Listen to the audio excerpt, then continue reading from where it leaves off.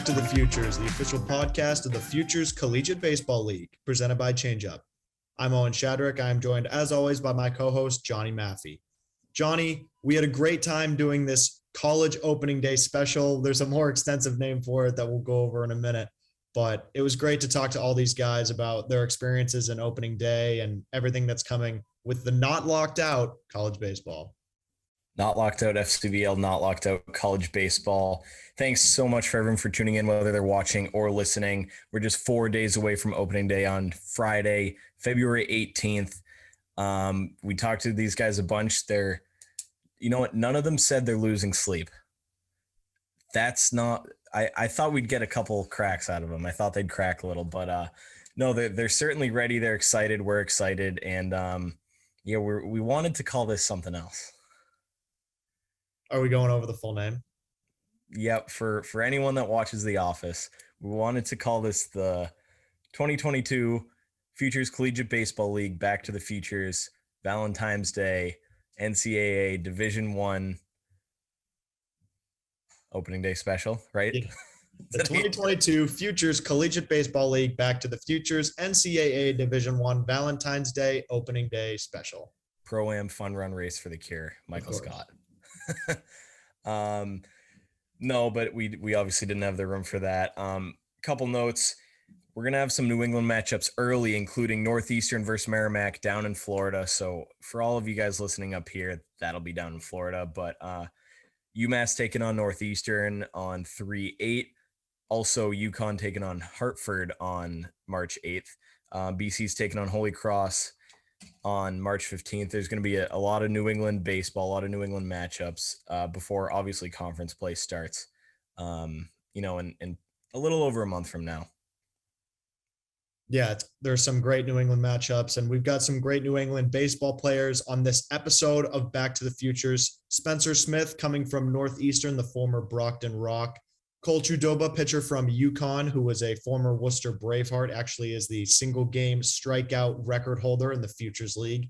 Dominic Keegan returned to Back to the Futures, the Vanderbilt Commodore and former Nashua Silver Knight, and Pat Roach from Boston College. Of course, we got to have a BC guy on here to finish it off. It's a great group of guys who had some great answers about how excited they are for opening day this week. Yeah, definitely. They're all ready. They've all been preparing, getting those extra reps in, all that preparation, because that's what it's all about. It's a long season, but once the season hits, it's short. All the players listening to this, all the guys who have played listening to this, makes sense. It flies by. It really feels like you prepare for more than 9 months out of the year, and then you play for this little tiny 3 months. And then, you get to spend your summer in the Futures League like these guys, but it's so quick, and it all comes down to just a couple inches, just a couple reps, just a couple miles an hour, just a couple extra reps in the weight room that, let those warning track flyouts turn into home runs. 101 days until the FCBL. We didn't talk a ton about that this episode because we're just trying to milk some information out of these guys. But, it's going to be a fun college season. It's going to be fun watching these guys until they're back on our fields. It'll be a great college season leading to another great Futures League summer. We're going to kick this episode off. We've got Spenser Smith, who was a Brockton Rock in 2019 and a current Northeastern Husky infielder. He had a lot of great things to say. We want to get you there and get this episode started. So we will send it to Spenser Smith. Let's roll. We're honored to now welcome on former Brockton Rock and current Northeastern Husky infielder Spenser Smith. Spenser, how you doing today? I'm doing great. How are you guys? We're doing well, and the off season is slowly and surely coming to an end. So what have you been up to baseball wise and otherwise? So for baseball, we've been going out to Lincoln Sudbury for indoor practices because our on-campus place is currently not available to us.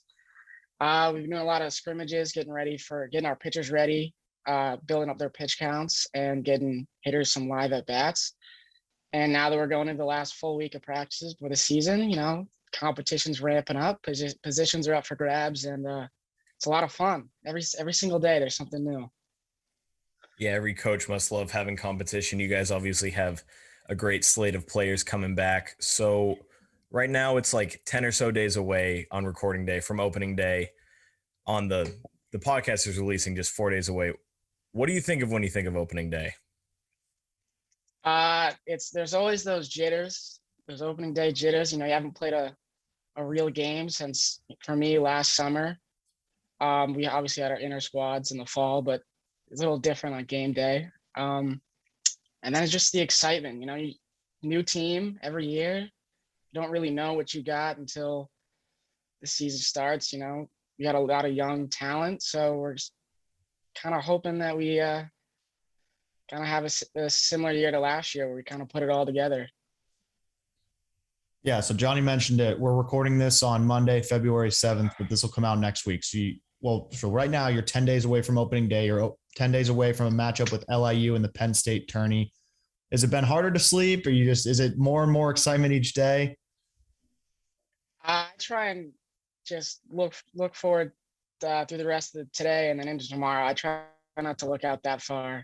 I don't want to be excited because this next week and going into the following week, we got a lot of important practices coming up. We still got to put a lot of stuff in. We got to fine tune a lot of things, and I still have a chance to get better over the next 2 weeks, and everyone else does as well. So just try and keep it day to day for now.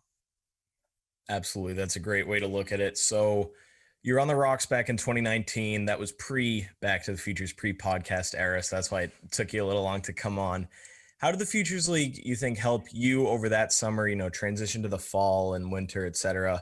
And how did you see it maybe help some other guys that, were in great competition for a 60-plus game summer this past summer? So for me, I was there after my freshman year here at Northeastern. And I think I only played like 16 games my freshman year. So just getting out there and playing every day and getting those at-bats, being around other guys who, there's a lot of D3 guys that might be older. They have a lot more experience, kind of learning from them, learning from the other guys who are my age from all over the country. And then staying with those guys. Like one of my good friends from that team got drafted to the Chicago Cubs, BJ. He's doing great. He played at FAU. But the biggest thing is just it's a long season. Get the young guys those at bats, especially now. I think Northeastern's sending the kids coming out of high school there, so now they're coming on campus better than I was when I was a freshman. That's for sure. Yeah, we have Joe has a great relationship with Coach Glavin, and he has a great relationship with a lot of the other coaches throughout the league. One thing that's kind of an elephant in the room, we keep joking that the FCBL isn't locked out and the MLB is. So you guys are playing, you're scheduled to play the first MLB game of the season. Is there any update on that? Is it cool or weird or bad that you guys might be like the first game canceled? There hasn't been anything set in stone. As of right now, we're still playing them. Obviously, if you look at the news, the MLB's, they're not exactly on the same page with the MLB Players Association. So we don't really know. We're going to be down there anyway in Florida, so it doesn't really affect us other than, we might not have a game on whatever day that is, and our coaches might try and get another game. But right now it's on the schedule. It's a fun day, hopefully it happens, but if it doesn't, it's out of our control. So a pandemic ago, you got a couple of ABs in 2020 at JetBlue Park, Fenway South. You played shortstop opposite Jeter Downs. What did you take the most out of that day, and what had to be a dream come true? Yeah, so going into the game, there's no expectations for us. So that was, kind of a little bit of weight off the shoulders, but the stadium was packed. You got a lot of people looking at you. They don't even know who you are, really. A lot of people there, I don't even think realized that we were a college, which was interesting. But biggest thing was just how big those guys are. I remember my freshman year, Bobby Dahlbeck was rounding second base, and I was getting a cutoff, or I was lining up to be a cutoff to third, and he almost ran right through me, which would not have been good. But those guys are so big, they're so fast, they're so strong. It just kind of gives you a look into what it takes to be at the next level. Yeah, and you were part of 2 double plays that 2020 game. It must be different rather than a CAA athlete piling on you than a little a major league guy piling on you.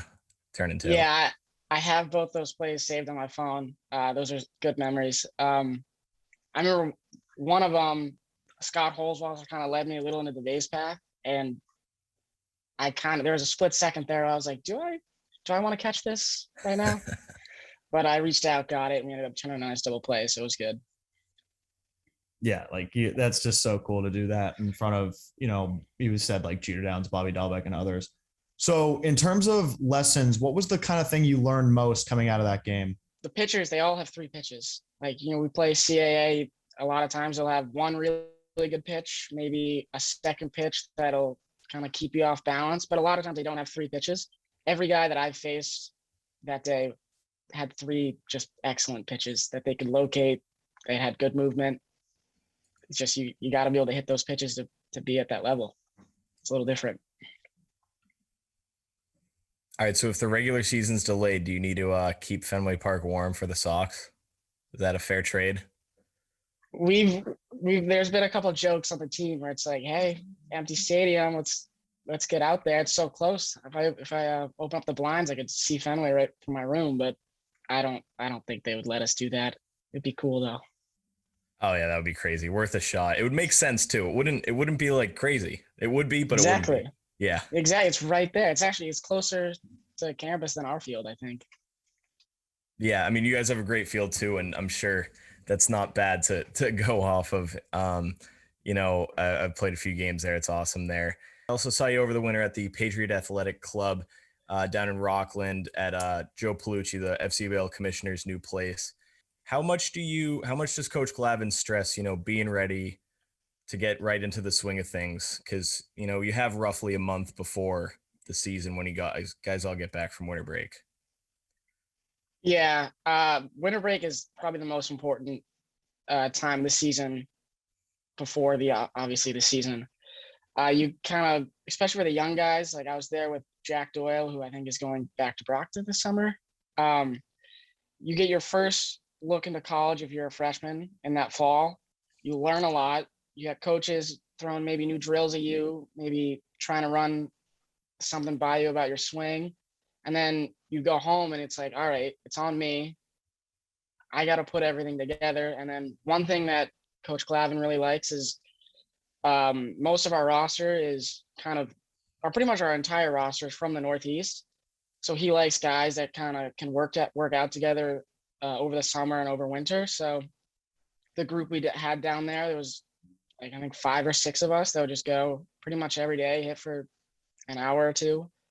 And, we're talking like maybe someone's swings a little off and someone notices something, like you help each other out, get better. And I know I made a lot of strides over the winter, especially having, my guys there helping me out and I was helping them out. It's a good time. It's fun and you're putting in the work.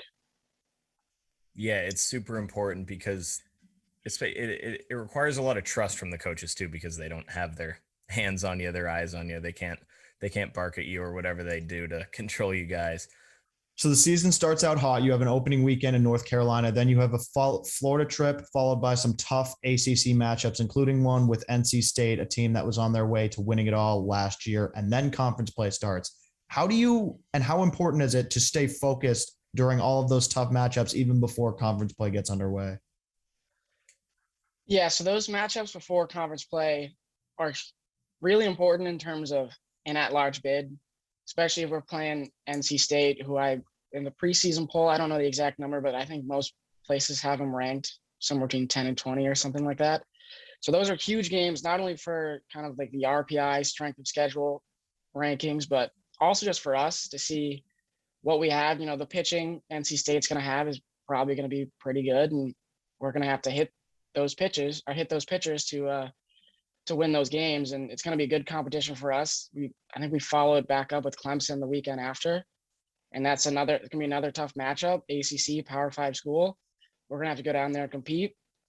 But at the same time, those first 2 weekends, we're playing LIU right now. All our focus has to be on playing LIU on opening night, because if we look ahead to NC State, we might drop a couple games that, maybe we should have won. So it's just game by game. And then once you get into conference play, that's where you really got to bear down. And those games are different. Doesn't matter if one team's way better than the other one. They're always close. There's always something going on. The coaches know each other really well, so they kind of know how they like to manage a team, and it's just a full on from inning 1 through 9. Just you got to battle every single pitch, especially in conference play. Yeah, definitely. And yeah, D1baseball.com has them at number 10, NC State at number 10 in the country right now in the preseason poll. Obviously, we're not going to make you talk about them more. You know, it's all focused on LIU in that first weekend, but it's pretty cool when you find out they're on the schedule, right? Yeah, it is, because you being a college athlete, you want to play against the best and kind of compare yourself to what some of these other teams have. And I know this year we have a couple of guys that are preseason. I don't know how many, maybe it's just one, but a couple preseason nominations for a couple of our players. So we have the talent to go down and compete with those guys. And it's exciting to be able to actually get an opportunity to do that. Yeah, and you talk about talent on your team. One former Futures Leaguer, Max Vieira, last year, we got to talk about last year, comes to the plate in the 10th inning in the CAA championship and launches one to send you guys to the tournament. How do you talk about defending that and getting back to that goal? We had our leadoff dinner this past weekend, like our fundraising before the season, kind of put a cap on last year's championship run. But what Coach Glavin was saying in that dinner was all the coaching cliches are kind of gone. Like they're doubting us. No one really believes in you. You kind of got to prove them wrong. Like CAA had us winning the preseason poll for the rankings, and now it's like, okay, the target's on our back. We got to defend it. Everybody's coming after us. We took down UNCW on their own field in the conference tournament in dramatic fashion. Everybody's going to want a piece of us now. We're at the top.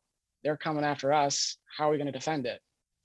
So we're just, we got to stay within ourselves. One thing always Coach Glavin likes to say is ignore the noise. We have no control what people are going to say about us. We just got to kind of let the play do the talking. Yeah, absolutely. And someone's play that certainly talked last year was another FCBL alum. So many of these guys on the Huskies. Jared Dupre got picked up by the San Francisco Giants, obviously in the 2021 MLB draft. All sorts of records at the plate last year. CAA Player of the Year, Collegiate Baseball, ABCA, and Rawlings, third-team All-American, third most dingers in the country, most in school history, and 50 RBIs. How do you guys talk about, replacing 50 RBIs or replacing 21 dingers? Does that come up, or is it kind of just, hey, everyone do your job and let's compete? Well, I think one thing you got to realize is we're not going to replace 21 home runs with one guy. We're not going to replace 50 RBIs with one guy. There's going to have to be all 9 guys in the lineup. We're going to have to step up because, Jared, you did a lot for us last year. You helped us out. You had a bunch of clutch, extra base hits, home runs that kind of would either close out a game or give us the lead and kind of give us momentum. So we are missing a huge bat, but we do have the guys that are going to fill in to kind of help replace that. But there is no replacing it with one guy. That was Jared's run last year was something that was really cool to watch, especially because he was my roommate. He's been my roommate. He had been my roommate since freshman year. It's just really cool kind of seeing him do what we all knew he was capable of. But we got to help. There is a giant hole, and we're going to have to do a lot to replace him. Yeah, it sounds like you guys are ready. You're getting ready. One last question of this this quick interview. This is dropping on Valentine's Day. What is your favorite flower?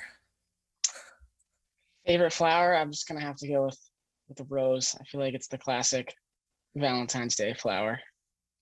Good answer. I wouldn't know how to answer that question either. I don't know flowers besides roses and daisies. Yeah, I really only know roses. So. Yeah, that's a perfect answer for Valentine's Day. Spenser, thank you so much for coming on the podcast and giving your analysis. We are so excited that it's finally opening day for baseball. You guys aren't locked out. MLB, figure it out. But thank you so much again for coming on, and good luck this season. Thank you. Thanks for having me. Yep, we're looking forward to a good season. So thanks, hope it all Spenser. goes well. Thank you. Before we return to the 2022 Futures Collegiate Baseball League Back to the Futures NCAA Division I Valentine's Day Opening Day Special, we want to share a message from our friends at 78 Sports. Do you have kids playing baseball or softball? We all know practice time is limited, especially here in New England. Not to mention the cost of lessons and cage time can add up quickly. Save yourself time and money by giving your kids what they need to work on their game at home. Our friends at 78 Sports can help you put together the perfect at-home training setup. Whether you want to start small with just a tee and hitting net, or looking to set up a full cage with turf and a pitching machine, they have you covered. The team at 78 Sports has designed and installed hundreds of home and commercial sports training facilities, so let them help you plan the perfect setup for your space. Visit the 78 Sports website at 78sports.com. That's SEVENTY number 8 sports.com.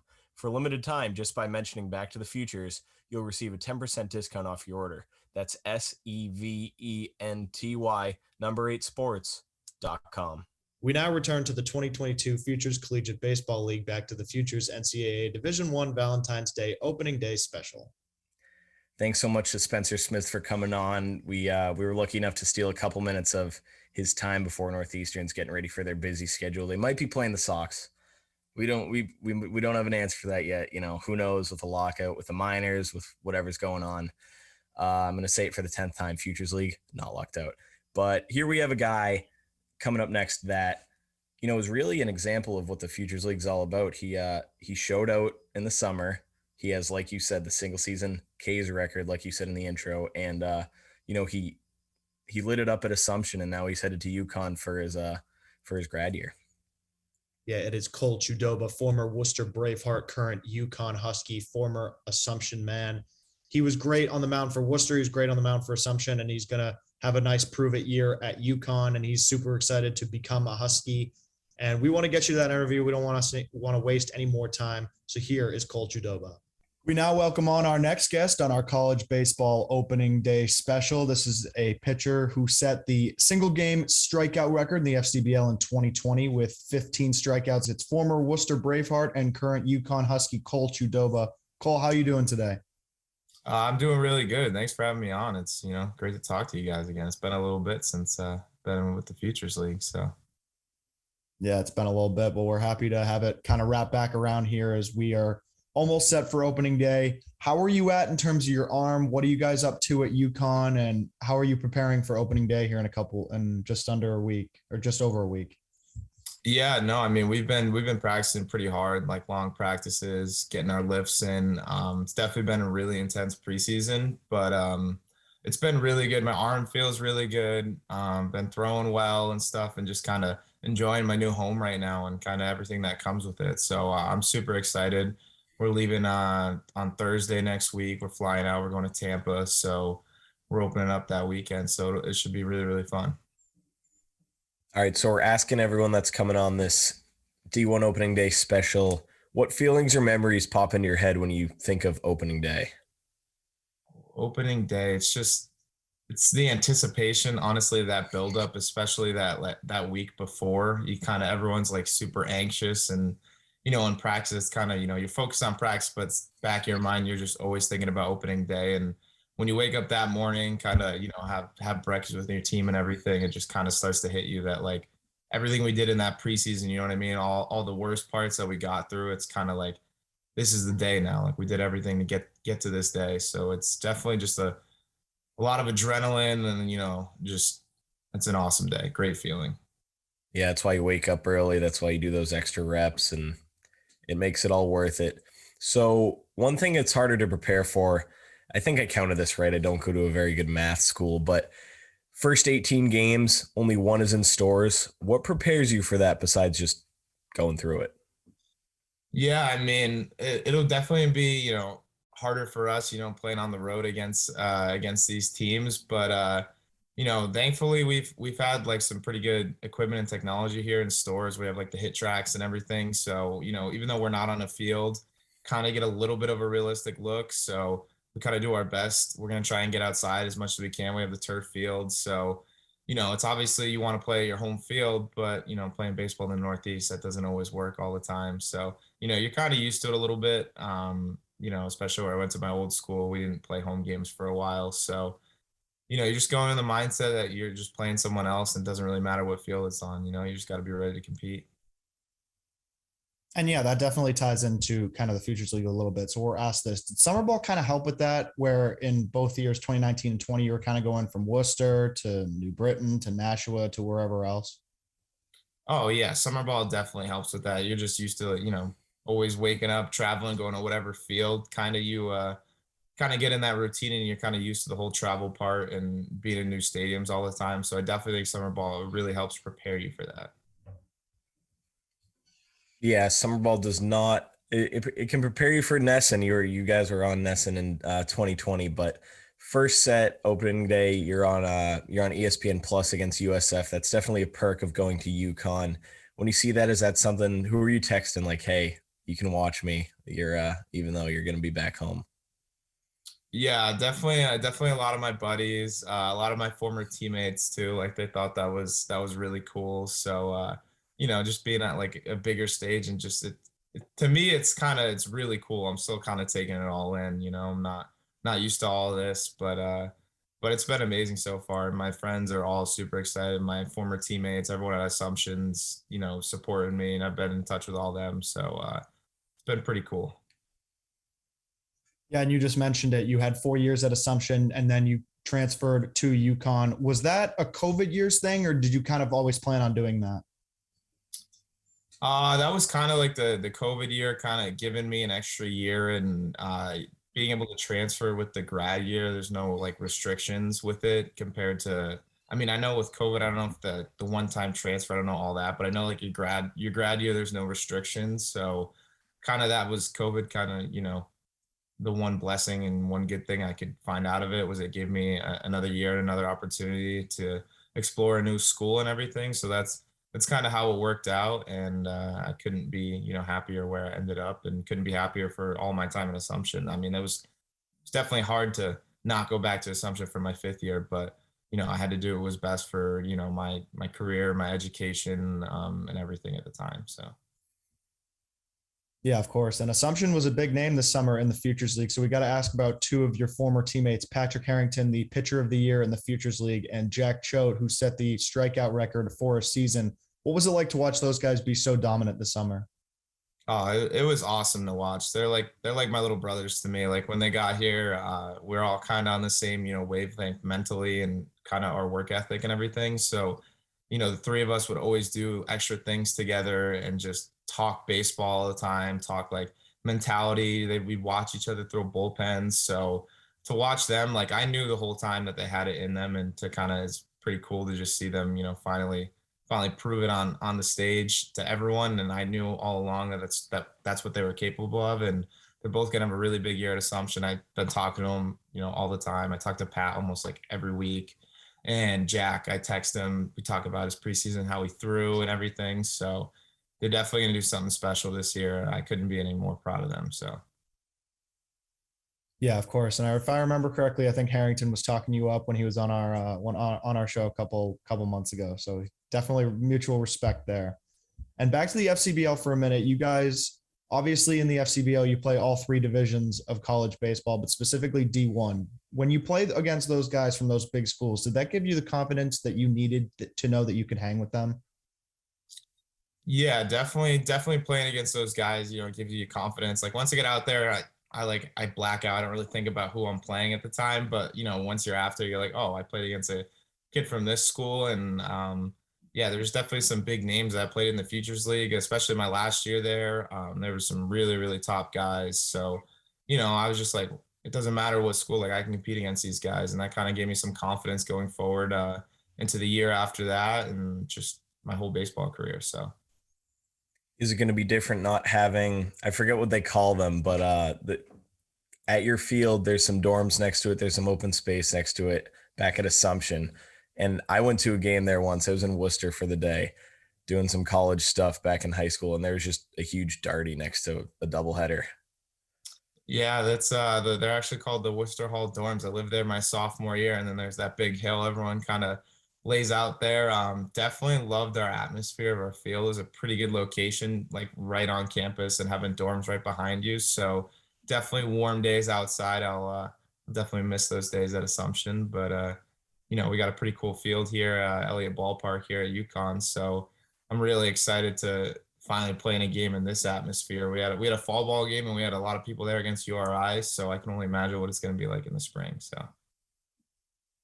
And from on the field stuff to off the field stuff, did the FCBL also prepare you for your transition to UConn? Because obviously you go right from Assumption to Worcester and automatically have to play with a new team. So what was that like, kind of transferring to UConn and trying to get comfortable? Yeah, no, I mean, it was really, really kind of a smooth transition for me. I knew a couple guys on the team already here at UConn a little bit. And, playing in the FCBL, you play with guys, like Reggie Crawford. I was playing against him before I even came here. So Pat Gallagher's another kid too, who played for Westfield. So it wasn't too bad of a transition. I get along pretty easily with other guys and stuff, but the FCBL kind of was nice that I got to play against some guys that I would eventually be teammates with one day. So I think it helped with the transition. Yeah, definitely. I mean, you're meeting new guys. We saw, turnover this year with the longer season. We saw, 2020 was so weird. So it definitely looked like it helped. It helped me. I had to learn new names and I wasn't playing this summer. But what about those 2 summers overall in Worcester? What can you say were some of your favorite parts? Obviously, you got the ring, you got the bling, but just what can you say were some of your favorite parts? Yeah, I mean, the Futures League, I got to play 2 summers there. Super thankful for that. Honestly, some of the best summers of my entire life. Kind of just the teammates. It was pretty cool because, I mean, with the COVID year, a lot of us came back that second summer. So I got to play with a lot of like teammates from when we won the championship, and we were like, we all got together. We're like, hey, we want to do this again. Like, that was such a fun summer. That was such a cool experience, and kind of just the friendships I made with all my teammates.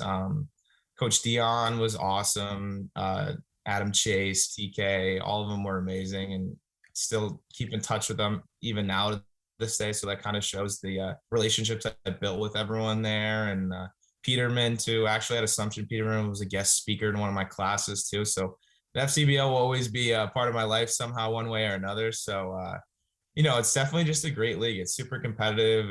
It's a really fun atmosphere, especially for fans and everything. My host family, I'm still really, really close to. Live with them for 2 summers. So overall, I just had a really positive experience, played some really good competition there, and kind of just made some lifelong friends. And I couldn't say any greater things about the way the Future League runs their league. So. All right, not to blow over that good answer and talk about all the friends you made, but when was he a guest speaker? And I guess this was before I was in the league. Owen, did he turn this into content? What was going on? What class was this? Yeah, it was my senior year. It was a sports management class, and he had like a list of guest speakers that he possibly wanted to have on, and Peterman was listed in that. And then he kind of let us know like a 2 week in advance, like, hey, this guest speaker's coming on. So it was pretty cool. It's pretty funny for me to sit back and just like listen to Peterman in a whole different atmosphere, but he does a really good job. He knows how to be the crazy, silly guy, but like also he knew how to be pretty serious and kind of, give his talk about his career, how he got to where he's at, like what he does, and everything. So he did a really good job speaking, but yeah, it was kind of funny holding a couple laughs sometimes when he was talking, because I knew a little bit more than other people. Yeah, and that's great to have him as a guest speaker after he was your general manager for a summer. And speaking of that, in 2019, obviously you talked about it. You got the bling. You guys beat Bristol to win the championship. It was such an intense summer and a great championship series. Do you still have that ring from the championship run? Oh yeah, I still have that. It's somewhere in my apartment, one of those drawers. I always keep that thing on me. It's pretty special to me. So definitely a cool moment, and I think everyone still has their rings on them, at all their apartments in college. So yeah, it's awesome. All right, back to wrap this up, back to the diamond for a second. So you jump from the NE10 to UConn. We've seen both succeed, and dominate in the FCBL, like we said, Choate with the single season K's record, and then Chris Brown, your teammate at UConn, hitting walk-off dingers. What have you noticed about, a highly competitive fall, what we assume is a productive winter, and what are some goals for you without, giving anything specific away to the competition? You mean like goals for as a team, or goals for like me personally, just talking about the season going? Both, I guess. We'd love to hear both. I mean, obviously coming here, it's a winning program. You know, we want to win the Big East again, defend our title.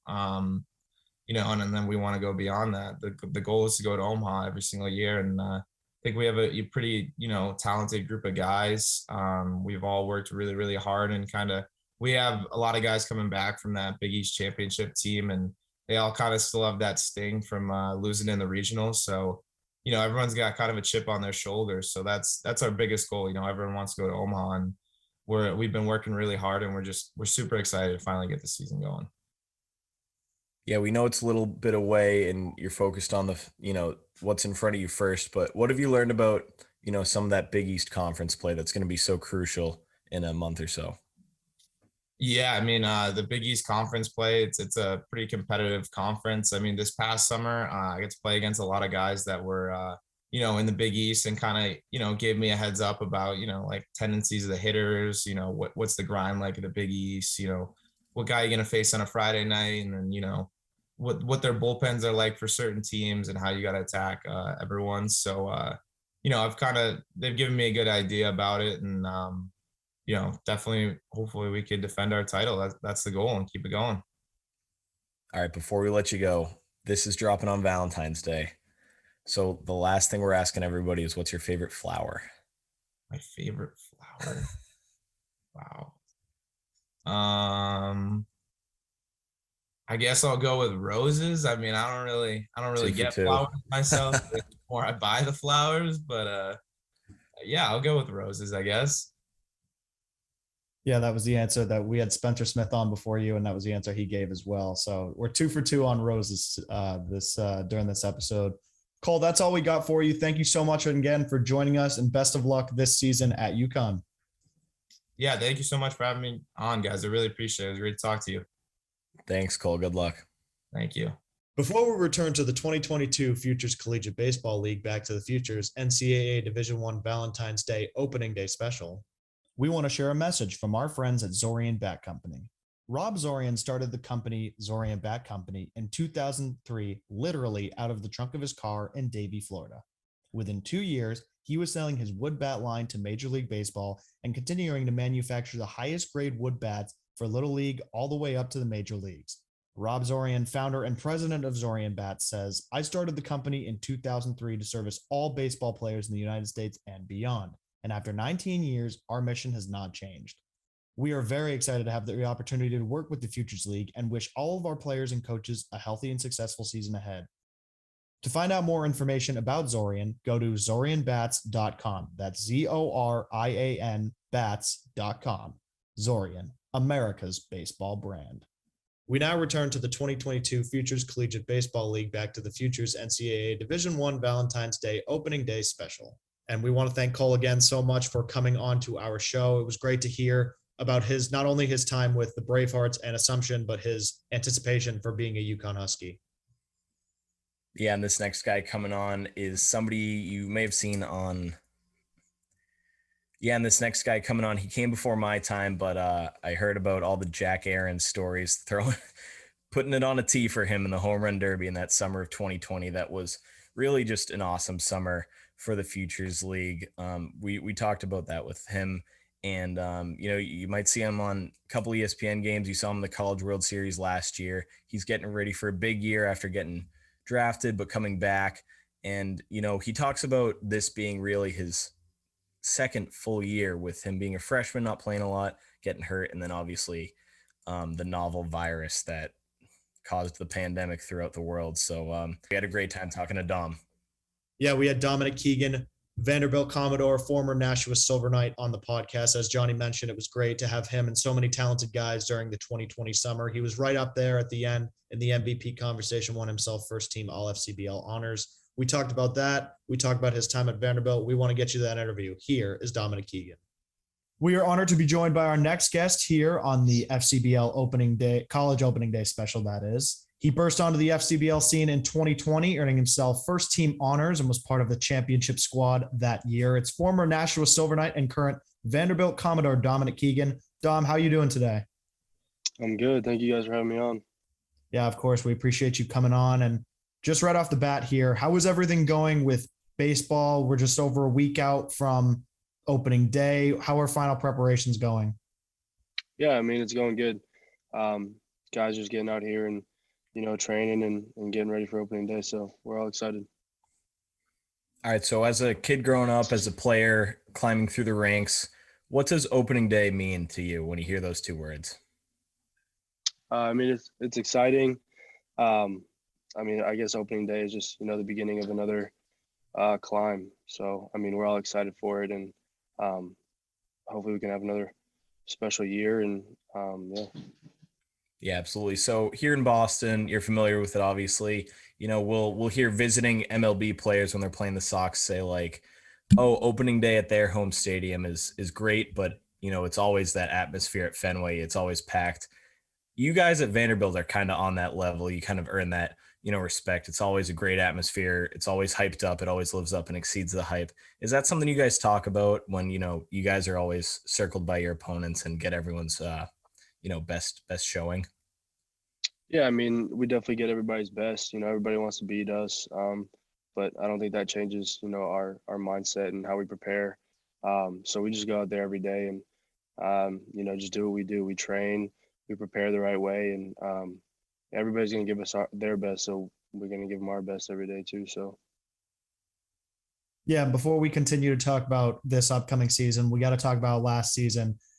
You were a perfect game, second team All-American. You had 15 home runs. You were the most outstanding player in the Nashville Regional Tournament, and you were eligible for the 2021 draft, but you decided to go back to Vanderbilt. What led to that decision? There's a lot of factors that went into it. I think just at the end of the day, I had conversations with people, and they said you'll know when it feels right, and it just didn't feel right for me at the moment. Last year was kind of my first full college season, playing in the SEC and kind of experiencing everything as an everyday player, and that was just something that I wanted to experience again. I wanted to go through again, and this is a really hard place to leave. So it was really difficult for me to make a decision to, give up one more year here, and that's just something I wasn't ready to do yet. Yeah, it's crazy that, after all the experience you went through last year, that it really was your first full year with all the craziness that happened beforehand, what ultimately kind of led you to Nashua and why we're talking to you now. But there is no sneaking around that Mississippi State took home the title last year. Your goal is, to win these little battles at the beginning of the year, to be standing where you were last year and, in that war, if you look at it as a big picture. How do you focus, now and, the next few weeks before conference play starts when, you have those expectations behind you? Yeah, I mean, I don't think we put any expectations on ourselves. I think expectations come from, people outside of our inner circle, and, they really don't mean anything to us. We try to control what we can control, and that's, going out there every day and preparing the right way and just competing. And if you just take it one day at a time, who knows where you end up. So, if we end up there again, great. If we don't, then, we're just focusing on one day at a time. Yeah, it's a good mentality to have, one day at a time. And on your resume as a player, you got a lot of tools in your belt. One of them is catching. Are we going to see any of Dominic Keegan behind the plate this year? I'm not sure. I mean, I hope so. I've been training there. But at the end of the day, I'm going to do whatever the team needs me to do. So if that's catching, I'll catch. If it's playing first base, I'll do that. If it's being a bullpen catcher, I'll do that. So when you were last year, it was primarily first base DH. Did you miss catching? Did you miss working with the pitchers? Everything on the field, but also, behind the scenes, working with pitchers, the preparation, the game plan. Did you miss all that? And do you miss all that? Yeah, I mean, I guess looking back at it, I did miss it a little bit, but in the moment, you're kind of just focused on what you're doing. And for me, that was playing first base, and it was something that wasn't brand new to me, but it wasn't something I was an expert at. So a lot of my focus was going into I'm going to play first base, so I'm going to work and try to be the best that I can at first base. So I guess I really didn't have time to sit there and be like, oh, I wish I was catching, because I mean that's really not going to help me at all in the position that I was in.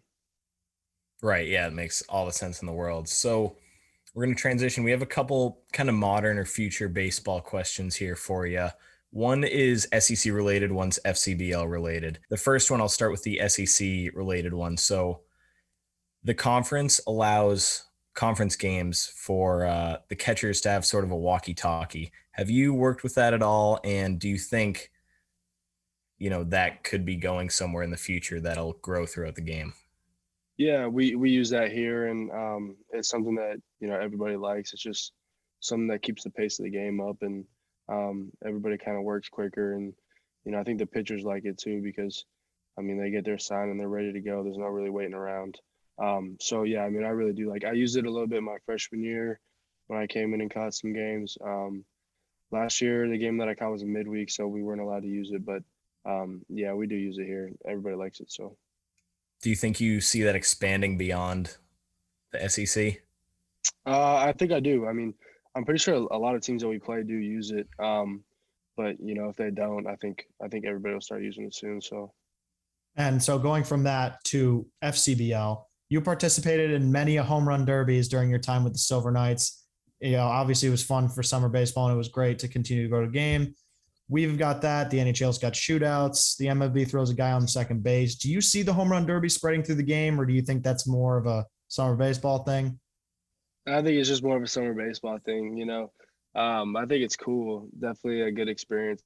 And, I love doing that stuff. And, but I think, once you get to a higher level, like the show and, anybody can hit the ball out. So, and it doesn't really, I don't want to say it messes with guys' swings, but, some guys aren't really comfortable doing that. So, I think it would change the whole way that, a lineup is created or, who's on the roster and who's not on the roster. I don't see it like playing into the MLB, but it is cool for summer ball and it's something I really enjoyed. So you're saying a matchup against LSU, you don't want to come down to a home run derby at Box Stadium? It would be fun. Don't get me wrong, but yeah, once or twice. Yeah, you compete all weekend, and then it comes down to a home run derby at the end to say who wins or loses. I don't know. I couldn't go out that way. Yeah, there's definitely an argument. That's definitely a very fair argument. Excuse me. So you have a lot of games to start off the season right in Nashville, but you have a 4-game set in Honolulu, which you at least according to my extensive research, since you've been on the team, you haven't been to Hawaii yet. Obviously, you're focused on the tasks in front of you, but it's pretty cool to head to Hawaii, right? Yeah, it is cool. They came and played us my sophomore year. And, we were kind of told that, hey, we might go out there and play them. So everybody's been super excited about it. And I think it'll just be a great experience for everybody, travel. I think we're going out there for, almost like 4 or 5 days, which is kind of unusual. But yeah, it'll be a good experience. And I think a lot of guys haven't been to Hawaii, so it'll be a first for all of us, which will be cool. Yeah, I can tell you right now that's bucket list for me. So I can't even imagine playing baseball there in addition to that. That's pretty cool. And we got to talk about your 2020 summer in the Futures League for another minute here. It was the COVID summer, the only show in town. You come to Nashua and dominate. You get yourself a nice ring to add to your collection. How was your FCBL summer overall, and how did it prepare you for the outstanding season you had in 2021? Yeah, just giving me the opportunity to go out there and play baseball. A lot of guys didn't get that opportunity, especially in their own backyard. I live like 30 minutes away from Nashua, so it's nice to play there and just play again every day. And we were kind of locked up for a little bit, and nobody was really doing anything. And when the opportunity presented itself, it was like, I got to go play somewhere. I got to do something. So yeah, it was great, and just getting me back into the game. Playing with guys from the area that you grew up with, playing that I don't necessarily see down here. So it was a great experience and I enjoyed it. Yeah, so you've played in the Cape before, obviously, and that's close enough to home compared to some guys coming from across the country and all over the United States, really. But what did it mean? We were the league that was going on that summer. Nashua was the team. You were on, like you said, a half hour away from Methuen. What did it mean to play so close, and how fun was that? Yeah, it meant a lot to me. I think going to school down here and then going to play summer ball at the Cape or whatever. You're away from your family pretty much the entire year. So it was good to have family time but at the same time, doing what I love, which is playing baseball. So, yeah, like I said, I had a great experience playing in Ashland. My family was able to come and watch me play almost every night. So that's not something they get to do, when I'm 900 miles away. So they really enjoyed that as well, too. All right, so we keep joking about it on this podcast. The Futures League is not locked out. The Vandy boys are not locked out. Any inside information from former teammates and friends, whether than the minors or whatever, on any updates? You texting them? You talking to them at all? Nah, I have no idea. I have no idea. I haven't really talked to many of the pro guys in a little bit, but yeah, I'm not sure. So we'll see what happens. All right, and we're not allowed to call it our Valentine's Day special because it's the opening day special, but it's coming out on Monday. So we've asked everyone so far, or actually, I don't even know. You'll probably go first, but we're asking everyone, what's your favorite flower for Valentine's Day? I don't really know many flowers. Probably a rose, I guess. That's what everyone said. Exactly. We could line it up perfectly. Yeah. Yeah, the Rose is now 3 for 3 on this podcast. Dom, thank you so much for your time. We really appreciate you coming on the show. Good luck with everything and happy opening day. Yeah, thank you guys. I appreciate it. Take care. Thanks, Dom. And thanks so much to Dominic again for coming on. And, it's so cool to talk to him again after talking to him on season 1 of the Back to the Futures about the SEC, about that competition. And, he almost won a national title at Vanderbilt. It's so cool. Yeah, definitely. And this next guy we are having on is Pat Roach of BC Baseball, BC Bird Ball. He spent his summer with the Rox last year. And, we talked about turnover a lot. That's obviously something that comes in with summer baseball, but the Rox didn't have a lot of that. They had a consistent roster. It was clear they were going to make the playoffs, and they did well, and he did well. He was a big part of that. Yeah, the Rox certainly had a great year last year, and Pat Roach was definitely part of that. And we're going to get you to this interview. Here's Pat Roach. We now welcome on our final guest here on the FCBL College Opening Day Special. It's Pat Roach formerly of the Brockton Rox and current BC Eagle. Pat, how you doing this morning? Doing well. How are you guys? Thanks for having me on.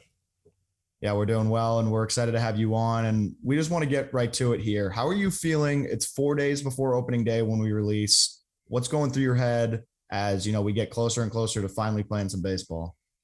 I'm just so excited to get on the plane.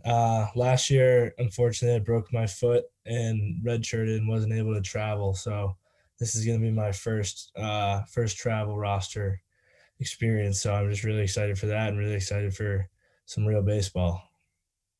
Yeah, so you haven't had an opening day in a couple of years then. What does the word, the phrase opening day mean to you when you think of it? I think it's just like the excitement of all of the work that you put in the winter and the summer and all that kind of stuff just coming to fruition, and everybody's like, it's finally baseball season, and everybody's kind of like, you get the fresh cut grass smell and all that kind of stuff, and it kind of just brings you back to when you were little, just like going out there and playing baseball, just having fun. Yeah, fresh cut grass smell hits different this time of year for sure. Oh, yeah. And what has been the message from Coach Mike Gambino these last few weeks and days here as we get closer to the season? His biggest thing is we're going to be the most prepared team and we're going to have the most fun. So he wants us to go into every game like it's our last. He wants us to go in playing aggressive, having fun, and knowing that the amount of work that we put in the fall and in the preseason, that we're ready for anything that the game's going to throw at us, and that we're ready to play at our best level. And any team that comes into BC or any team that we go face on the road, they're going to feel us. So we're just ready to get going. Yeah, so the ACC is loaded with good teams, obviously, every year. FSU, Notre Dame, NC State made it as far as they could last year. What's the mentality going in? Conference play gets underway quicker than most other conferences for the ACC. What are like the discussions, around that really, and the preparation for the marathon of the whole season? Yeah, so a big thing that we focus on, especially being a Northeast ACC team, we don't have like the midweek SEC teams like some of the ACC schools do, but we've kind of just prepare for every game one at a time, whether it's a Tuesday or a Friday night game versus UNC. Like we have to show up and ready to play because Northeastern comes in here. They have preseason All-Americans and all that kind of stuff. Like that's just as big a game for us as UNC on Friday night or Clemson on Friday night or something like that. So we can't get to where we want to be without losing those midweek if we lose those midweek games. So we have to take every game one step at a time and kind of just, like I said, have fun, be aggressive, and do everything that we can do because I think this year we definitely have the talent to contend with some of those ACC teams. So I think we definitely have the work ethic to back that up. So it'll be really cool to see. Yeah, it will be cool to see, and it is a loaded conference. That'll be fun playing against all those teams. And not only do you play that SEC talent, but you also get some New England talent, including UConn, Merrimack, and Northeastern.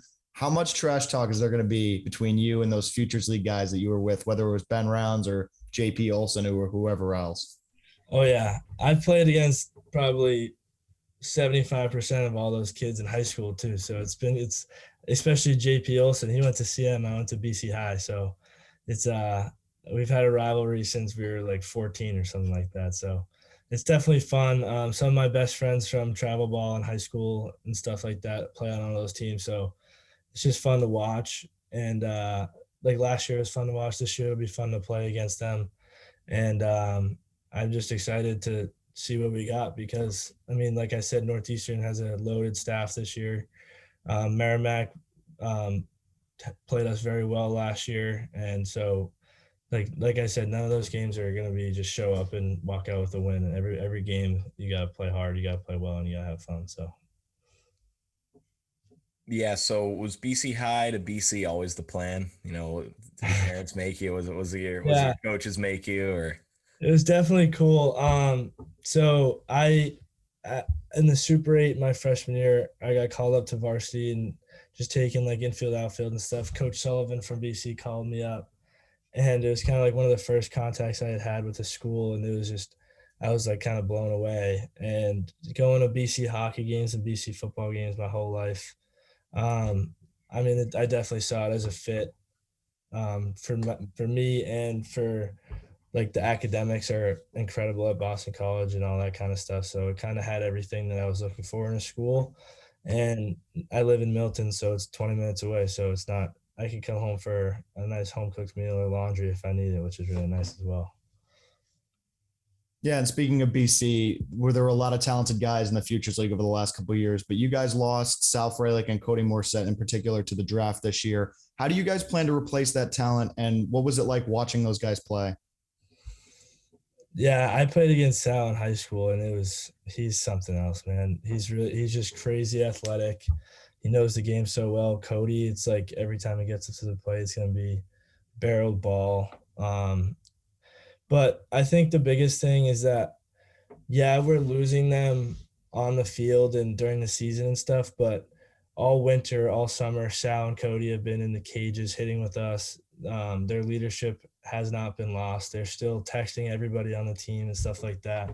They're still very much mentally a part of the team. Just they're physically not on the roster anymore. But I mean, we could go to any of them with questions or anything like that if we're struggling. And I mean, Sal's in the cages. He was finishing up his degree. He was in the cages every day in the fall after practice and stuff. So it was cool for the freshmen that didn't get to play with them to be able to see what kind of bird ball is and hit with Sal and stuff like that. So it was really cool. Yeah, I mean, that's awesome to see a real example. One thing I want to ask a follow-up to a previous question. So like you said, Milton to Chestnut Hill, not a super long ride at all. When's the time of year you go home and do laundry the most? Is it like, I assume you're too busy now. Is it more fall semester? Yeah, definitely in the fall. I actually got COVID last week, so I've been home the past couple of days, which has been nice, especially like as the season's about to start, because I'm not going to be home for a long time. But definitely in the fall, it was like the Sunday morning, you wake up and you're like, I have nothing to do today because we have Sundays off. So like, Mom want to come pick me up and I can get some free real food that's not at the dining hall and don't have to do my own laundry. So it was definitely nice. You gonna be good for opening day with COVID and everything all cleared? Yeah, I'm good. I'm gonna be back at school tomorrow, so I'll be all good. Nice. Glad you're feeling all right. So back to the FCBL. You had Jack Aaron start you guys off, and Coach Garza finished the job, but Aaron stayed along for the ride. What was it like having those guys in the dugout? You know, two different mentalities, obviously, as a coach, but, you know, they both got a lot of wins. Yeah, so when Jack was there, it was kind of like it was definitely like a little bit more relaxed, like show up, have fun. Whatever happens, happens. And we had a really good roster and we were all very, very close. So like that, it worked for Jack because I think it was like a 10-game winning streak or something like that we started out on. So that was really cool. And then it was just like a loose locker room and stuff like that. And then Garza showed up and it took a little bit, there's a little bit of a learning curve for some of the kids. I think certain kids adjusted faster than others because he kind of expected more of like he's going to show up like a couple hours before the game, he's going to coach you and stuff like that. Where Jack was like, if you asked him something or he saw something glaring, he would talk to you about it and like help you fix it. But Garza was kind of like he's more experienced. He was kind of looking for like certain things that were wrong with your swing or wrong with your footwork or something like that. So I think it was just definitely a little bit more demanding when Garza got there, but I think both coaches were just unbelievable and they were both unbelievable guys. So last summer was probably one of the most fun summers I've had for sure. Yeah, we went to plenty of Rox games, both at the beginning of the season and the end, and kind of saw that balance working in harmony for you guys. And overall, so this was your second year in the FCBL. Obviously, you mentioned that you broke your foot coming into your freshman year, but now you have 2 years under your belt in the FCBL. How has that prepared you, at least for this year, when you're starting out officially, I guess, at BC? So I think my freshman year, like the summer going into my freshman year at BC, the majority of us played summer ball, but some of us didn't. And I think playing in the FCBL, it was definitely like a big jump from high school to playing like college summer ball. Because like I think I started out like 1 for 20 or something like that. And it was like definitely a big learning curve with just like the talent level and how everybody's like showing up and everybody's ready to play and everybody is a college baseball player, to where in high school it's like there's probably 3, 4, 5 kids maybe on the team that are all college baseball players. And then there was definitely another jump when I got to school from the FCBL to playing ACC baseball every day. But I think it made it a lot easier being able to play in the FCBL and being able to have like that intermediary period where I didn't have to make the jump from high school just straight to ACC, because I think if that happened, I would have been very much overwhelmed. Yeah, emphasis on the maybe 3 or 4 guys, you know, playing college baseball Yeah. around here. As you know, up in Massachusetts, it's just Oh yeah. it's more rare. But so your second summer, you made it to New Britain for the All-Star game. What was that like, seeing the Rox guys or seeing other BC guys and just competing, having fun for a couple days in the middle of a competitive summer? Yeah, that was really cool. I honestly didn't expect, like I had no idea what to expect when I went there. But it was just like I met so many guys from the other teams to where like it would be like, "What's up, man?" Like after that, every day we would play against the same team, so we'd like dap everybody up, like say what's up. It made kind of the second half of the summer more fun, in my opinion, just because like what you talked about with like when we play Merrimack or Holy Cross or stuff like that, and there's kids that I know from high school and played against in the FCBL. Like it's a lot more fun when you're competing against people that you know rather than just like random people, and you can like kind of like talk to each other and like chirp each other and stuff like that, and just like all fun and games and stuff, and it just makes the summer more enjoyable. Yeah, so today is Sunday the 13th. Before this episode comes out, recording the day before, it's snowing. Mm-hmm. So like you said, you're locked down right now, but what's the mentality? It was 60 degrees yesterday, Yeah. and today it's snowing. You guys in like the bubble on a day like today, or yeah. is the turf still open, or what's going on? So I got kind of lucky, I guess you could say, with when I got COVID, because this weekend was all outdoor scrimmages. So living so close, I just went up. As I'm sure you guys know, there's the hill up in left field. And I just brought a lawn chair and just sat out and watched them scrimmage on the turf in like 60-degree weather with just like a hoodie and sweatpants on. And then like yesterday, I was in this short sleeve hoodie, like with sweatpants on the hill. It was like 65 degrees or something like that. And they did a full 10-inning scrimmage. And then now today it's snowing. And we're probably gonna have to start shoveling the field again. So, I mean, I'm just glad we get to get on the plane and get down south because, I mean, I think we could win a game in this, but I don't know about a lot of other teams. So it'd be tough to play in this kind of stuff. Yeah, For sure. Too unpredictable up here. Yeah, you got to have that New England mentality if you want to win the games in this weather, 100%. Yeah, for sure. You see any cool guys come through the bubble at all? Justin Dunn's in there all the time. It's really cool seeing him. And then, I mean, Sal and Cody, like I said, they're in there a lot. It's kind of like the thing where, like bird ball, we talk about the family values and stuff. And especially with spring training being up in the air and all that kind of stuff, like all the pro guys need to come back and they need to get work in, but they can't use their major league facilities. So, I mean, now that BC, we have gotten these upgrades, it's pretty much like the same thing. Like we're kind of working out of a major league facility. So we're blessed to have that kind of stuff. And we're blessed to have all the major league guys come back and still talk to us. Like they're just like another guy on the team and just like show up, say like, what's up? How's class? Oh, like I had that teacher too. Like that guy sucks. Like blah, blah, blah. So it's good just to see how similar they are to us and how similar their experiences are. And they talk a lot about how like we're so lucky for having the Freddie Center, for having the turf field and everything. But it really goes to show when those guys come back, and like it's one thing hearing Coach Gambino say that, but then hearing the stories that the players have that come back, like Donovan Casey, who's actually on the 40-man for the Nationals, I'm pretty sure came back, and he was telling stories about Shea Field and all that kind of stuff. And like, it was crazy. Like there's no chance they were scrimmaging 5 years ago last weekend. So we're definitely lucky in that regard. Yeah, just too muddy. So like we said, it's the day before the episode drops. What a win by the Bengals last night. Yeah, I hope so, man. One of my buddies from BCI, actually, Ozzy Trapilli, is on the football team, and his roommate is from Cincinnati. And I've been texting him all morning, and I'm just so excited to watch this game. They're gonna win it for their sweet prince. Yeah, Joe Burr, baby. Something we've asked all three guys so far. It's Valentine's Day. What's your favorite flower? I have no idea.